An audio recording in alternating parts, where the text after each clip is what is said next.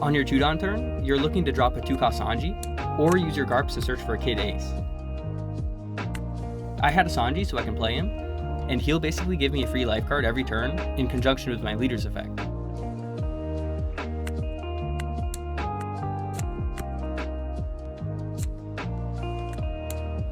Zoro will be able to clean up my characters and attack life every single turn, so we'll need to figure out a way to stick characters onto the field. I'm not afraid to take hits in the early game because you just get so many free life cards with your leader.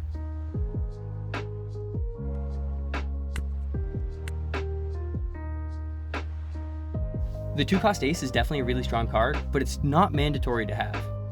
As long as I have a Viola or a Zeus in my hand, I can always use my face-up life card. When I place the cards back on the bottom of my deck, I'm always making sure to keep them spread out. So I knew I had a 5-cost character on the bottom of my deck, so I placed another on the bottom of my deck. He plays a Tashigi and rests my Viola, and then attacks over it, and then attacks my life.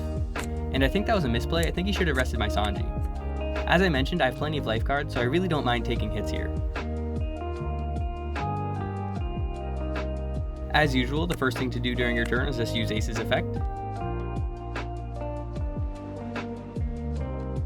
And I still don't have the Kid Ace in my hand, so I want to use Zeus this turn and get rid of the Tashigi. Unfortunately, his blocker can protect the Tashigi, so the plan is to bait him to use his blocker, and then I can pop the Tashigi.